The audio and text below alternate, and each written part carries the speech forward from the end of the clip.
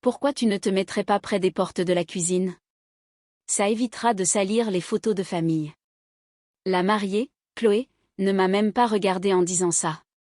Elle ajustait son voile dans le reflet d'une baille vitrée de l'orangerie du château, en banlieue parisienne. Sa voix était légère, aérienne et totalement méprisante. Ma place à la table d'honneur, celle avec mon nom sur le carton, était occupée par un homme en costume bleu marine sur mesure que je n'avais jamais rencontré. Tu ne colles pas vraiment à l'esthétique black tie de la soirée, Manon, a-t-elle ajouté, se tournant enfin vers moi avec un sourire plein de pitié. De toute façon, la table des prestataires a une superbe vue sur les orchidées. Je suis restée plantée là dans ma robe en soie gris ardoise, l'humidité de la serre collant à ma peau. Je n'ai pas crié. Je n'ai pas pleuré. J'ai simplement marché jusqu'à la table des cadeaux. J'ai trouvé la lourde enveloppe crème à mon nom et je l'ai glissée dans ma pochette. À l'intérieur se trouvait un chèque de banque de 10 000 €. Je me suis retournée et je suis sortie par les grandes portes sans dire un seul mot. Avant de vous raconter ce qui s'est passé quand les notifications bancaires ont commencé à tomber sur son téléphone pendant sa lune de miel, laissez un commentaire pour me dire d'où vous écoutez et quelle heure il est pour vous. Je veux voir jusqu'où cette histoire voyage. Le trajet du retour sur le périph' était un flou de lampadaires et de silence. Je n'ai pas allumé la radio. J'avais besoin de calme pour réfléchir. Pour laisser la réalité de ce qui venait de se passer s'ancrer en moi. Cette enveloppe dans mon sac à main. Celle contenant un chèque de 10 000 €. J'avais l'impression qu'il pesait une tonne. C'était censé être un cadeau, un geste, un pot de vin, en réalité une tentative désespérée d'acheter ma place dans une famille qui avait déjà vendu mon siège au plus offrant. Quand je suis entrée dans mon appartement dans le 15e, je n'ai pas enlevé mes talons ni ne me suis effondrée sur le canapé. Je n'ai pas appelé ma meilleure amie pour me plaindre. Je suis allée directement à mon bureau. Je me suis assise, j'ai ouvert mon MacBook et l'écran s'est allumé. Mon reflet dans le moniteur semblait calme, d'un calme terrifiant. Je me suis connectée au portail bancaire professionnel sécurisé. Je n'avais pas besoin de gestionnaire de mots de passe. Je connaissais les identifiants par cœur parce que c'est moi qui les avais créés. J'ai navigué vers les comptes professionnels partagés de la start-up de Théo. Visionary VR, comme il l'appelait. Moi, je l'appelais un trou noir. L'historique des transactions s'est chargé. Une cascade de chiffres rouges. J'ai fait défiler la compte du lieu de réception, qui était de 25 000 €. J'ai passé les frais du traiteur. Puis je l'ai vu. 2 billets aller-retour pour les Maldives. Première classe, acheté hier avec la carte de crédit de l'entreprise. Ma carte, celle dont je me portais garante. Je n'ai pas ressenti de colère. La colère, c'est chaud, c'est brouillon. Ce que j'ai ressenti, c'était la précision froide et stérile d'un expert comptable judiciaire examinant un grand livre frauduleux. J'ai ouvert le dossier marqué « Garantie prêt ». C'était le cœur battant de son entreprise. Les baux des serveurs qui hébergeaient toute sa plateforme nécessitaient une caution solidaire avec des garanties financières en béton. C'était moi. Sans ces serveurs, son application visionnaire n'était que du code flottant dans le vide. J'ai déplacé le curseur sur l'onglet de gestion des responsabilités. Mon doigt a plané sur le pavé tactile. J'ai pensé à la chaise pliante près des portes de la cuisine. J'ai pensé à l'inconnu à ma place. J'ai pensé aux 10 années passées à réparer ses erreurs, à couvrir ses découverts et à m'excuser pour son arrogance. J'ai sélectionné l'option « Révocation immédiate de la caution personnelle ». Une fenêtre d'avertissement a surgi, cette action peut entraîner la suspension immédiate des services et le gel des actifs associés. Êtes-vous sûr? Je n'ai pas hésité. J'ai cliqué sur oui. L'écran s'est rafraîchi. Autorisation révoquée. Ce n'était pas une explosion émotionnelle. Ce n'était pas un caprice. C'était simplement moi fermant enfin les comptes d'un mauvais investissement. Alors que je fixais le message « Autorisation révoquée » sur mon écran, les souvenirs ne sont pas revenus comme une vague chaude et nostalgique. Ils sont revenus comme des lignes comptables. Un tableur mental que j'avais essayé d'ignorer pendant une décennie s'est déroulé dans mon esprit, calculant le coût de mon propre effacement. 145 000 €. C'était le capital principal. Ça ne comptait même pas les intérêts ou la taxe émotionnelle que je payais chaque fois que je faisais un chèque. Ça a commencé petit, une caution pour son premier appartement quand il avait des problèmes de trésorerie. Puis c'était le bail des bureaux à la Défense parce qu'aucun propriétaire ne ferait confiance à un PDG de 24 ans avec 0 chiffre d'affaires. Puis sont venues les injections de liquidités d'urgence, 5 000 € par-ci, 8 000 € par-là, généralement à 2 heures du matin quand il paniquait pour la paix. Je me suis souvenu d'un dîner à Noël dernier. Nous étions dans un grand restaurant près des Champs-Élysées. Mon père, Gérard, s'est levé, tapotant son verre de vin avec une fourchette. Il a fait un discours sur l'esprit visionnaire de Théo, disant à quel point il était fier qu'un membre de la famille change enfin le monde de la tech. Ma mère, Catherine, a essuyé une larme, rayonnant devant son enfant roi.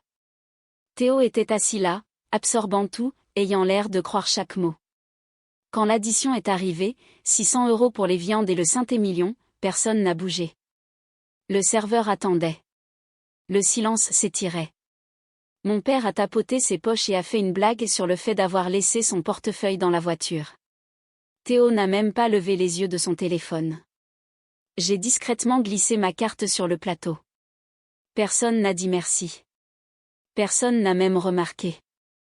J'étais juste le mécanisme qui permettait à la transaction de se faire.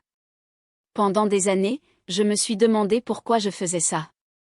Pourquoi je continuais à jeter de l'argent par les fenêtres? Pourquoi je me portais garante pour un frère qui avait vendu ma place à son mariage ce soir? À la lueur de mon écran, j'ai enfin admis la vérité. Ce n'était pas parce que j'étais une bonne sœur. C'était parce que j'étais piégée par ma profession. On appelle ça le biais des coûts irrécupérables. C'est le piège psychologique irrationnel où vous continuez à investir dans un projet en échec simplement parce que vous avez déjà tant investi. Vous vous dites que si vous mettez juste 10 000 € de plus, les 100 000 € précédents finiront par payer. Si vous arrêtez maintenant, vous devez admettre que tout cet argent, tout ce temps et tous ces efforts sont perdus à jamais. Vous devez admettre que vous avez fait une erreur. J'avais traité ma relation avec ma famille comme une mauvaise action en bourse. Je continuais à acheter, espérant que le marché se retournerait, espérant qu'un jour il me regarderait et verrait une fille au lieu d'un compte en banque. Je pensais que si je payais juste une facture de plus, résolvais une crise de plus, le retour sur investissement arriverait enfin sous forme d'amour. Mais en regardant les chiffres rouges sur mon écran, j'ai réalisé que je n'étais pas une martyre. J'étais une joueuse refusant de quitter la table. Et ce soir, je récupérais enfin mes jetons. Je ne perdais pas un frère. Je limitais la casse. Et pour la première fois de ma vie, la balance allait enfin s'équilibrer. 3 jours. C'est le temps qu'il a fallu pour que la réalité de mon retrait voyage à l'autre bout du monde. Pendant 72 heures, mon téléphone avait été d'un silence heureux et terrifiant. Je suis allée travailler. J'ai arrosé mes plantes. J'ai bu du café sur mon balcon. Puis à 6 heures du matin un mardi, l'écran s'est allumé. Ce n'était pas un SMS. C'était une alerte fraude de la banque. Transaction refusée. Five Seasons Resort. Maldives. Montant 12 000 €. J'ai fixé la notification en buvant mon café. 12 000 €. C'était plus que le chèque de banque que j'avais repris. C'était une demande de surclassement. Ils essayaient de passer à la villa sur pilotis. En supposant que la carte de l'entreprise, mon crédit, les rattraperait comme un filet de sécurité. Puis les SMS sont arrivés. D'abord Théo.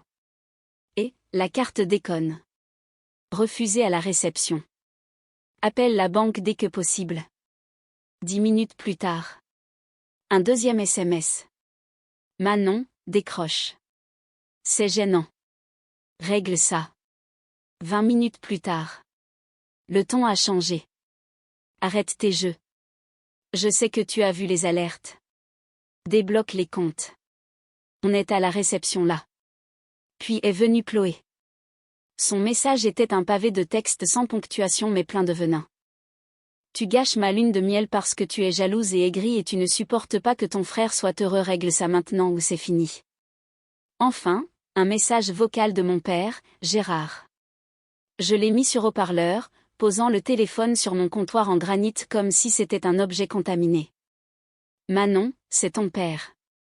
Théo vient de m'appeler de l'hôtel. Il est coincé. Il dit que les comptes sont gelés. Je ne sais pas quel genre de caprice mesquin tu nous fais, mais tu dois grandir. Tu fais honte à cette famille. Règle ça tout de suite. J'ai écouté le message 2 fois. Caprice mesquin. Honte. Il y avait une douleur familière dans ma poitrine. Un élancement sourd et lourd que je portais depuis l'enfance. Mais cette fois, j'avais un nom pour ça. Il y a un concept que j'ai lu une fois appelé le syndrome de l'enfant de verre. Habituellement, ça s'applique au frère ou à la sœur en bonne santé d'un enfant handicapé ou malade chronique. Les parents sont tellement absorbés par les besoins élevés d'un enfant qu'ils regardent à travers celui qui va bien. L'enfant sain devient transparent. On attend de lui qu'il soit parfait, sans problème et autonome parce que les parents n'ont plus rien à donner. Mais dans ma famille, Théo n'était pas malade. Il n'était pas handicapé. Il était simplement narcissique. Et je n'étais pas juste en bonne santé. J'étais fonctionnelle. J'ai réalisé alors que je n'étais pas invisible parce qu'il ne m'aimait pas. J'étais invisible parce que je fonctionnais. J'étais la fenêtre à travers laquelle ils regardaient pour admirer leur fils. J'étais le verre clair et solide qui gardait les éléments dehors pour qu'ils puissent profiter de la vue. On ne remarque pas une fenêtre jusqu'à ce qu'elle se brise. On ne remercie pas une fenêtre d'être transparente. On ne lui crie dessus que lorsqu'elle se fissure. Il ne me voyait pas comme une fille ou une sœur. Il me voyait comme une infrastructure, et on ne négocie pas avec une infrastructure. On s'attend juste à ce qu'elle tienne le toit. J'ai regardé le téléphone vibrer à nouveau avec un appel d'un numéro international. Je n'ai pas ressenti l'envie de répondre. Je n'ai pas ressenti le besoin de m'expliquer ou de m'excuser d'être mesquine. J'ai ressenti la satisfaction froide et dure de devenir enfin opaque. S'ils voulaient me voir, ils allaient devoir regarder les fissures. Les menaces ont commencé à arriver 1 heure plus tard. Théo ne suppliait plus. Il a pivoté vers la seule tactique qu'il connaissait, l'intimidation. Si tu ne débloques pas les comptes dans les 10 prochaines minutes, tu es morte pour nous. Maman et papa te déshéritent. Tu ne verras jamais tes neveux ou nièces si on en a. Tu te coupes de cette famille définitivement. J'ai lu le texte calmement. Il menaçait de me virer d'un boulot dont j'avais déjà démissionné. J'ai pris mon téléphone et j'ai appelé mon avocate, Sophie. Je l'avais engagée il y a 3 ans quand j'ai rédigé le premier contrat de prêt privé pour le financement relais de Théo. À l'époque, Théo avait ri du document de 50 pages, le signant sans le lire parce qu'il était trop occupé à révolutionner l'industrie. C'est Manon, ai-je dit quand elle a répondu. Je veux exécuter la clause d'exigibilité immédiate. Il y a eu une pause sur la ligne. Sophie savait exactement ce que ça voulait dire. Clause 9.4 de notre accord stipulait que le prêteur, moi, pouvait exiger le remboursement immédiat de la totalité du principal plus les intérêts courus si l'emprunteur se livrait à une mauvaise gestion financière ou dénigrait la réputation du prêteur. Tu es sûr, a demandé Sophie. C'est l'option nucléaire, Manon. Une fois qu'on dépose la demande, la banque gèle tout ce qui est rattaché à son sirène pour sécuriser la garantie. Ce n'est pas un coup de semonce. C'est une exécution. Il a dépensé 12 000 € pour un surclassement d'hôtel alors qu'il est insolvable, ai-je dit, ma voix stable, et il vient de me menacer par écrit. Déclenche-le. C'est fait. Les dépôts partent dans 10 minutes. J'ai raccroché et je me suis retourné vers mon ordinateur. Je ne voulais pas rater le spectacle. À 14h15, le premier domino est tombé. J'ai reçu une notification de la banque. Actifs commerciaux gelés, Visionary VR. À 14h20, la société d'hébergement des serveurs a envoyé une alerte automatique à l'admin. Contactez-nous. Défaut de paiement. Service suspendu. J'ai ouvert le site web de l'entreprise de Théo. Il ne chargeait pas. La page à propos non plus. Juste un écran blanc erreur 404.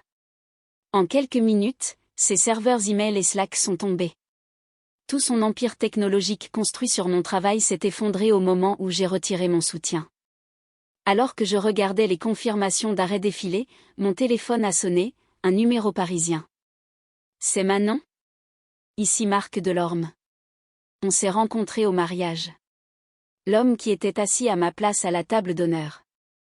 Il m'a expliqué que les actifs de Visionary VR avaient été gelés pendant sa due diligence pour la levée de fonds Série A. Puis il a lâché le vrai coup de massue.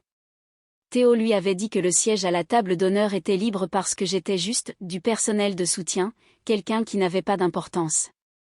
Il m'avait déplacé au fond pour impressionner un investisseur. C'est à ce moment-là que le dernier reste de ma culpabilité s'est évaporé. Le lendemain matin, ma famille a débarqué à ma porte, échevelée, paniquée, fauchée. J'ai ouvert la porte mais j'ai gardé la chaîne de sécurité. Théo m'a supplié d'arrêter la procédure bancaire. Chloé a crié. Mon père m'a ordonné d'arrêter d'agir comme une enfant.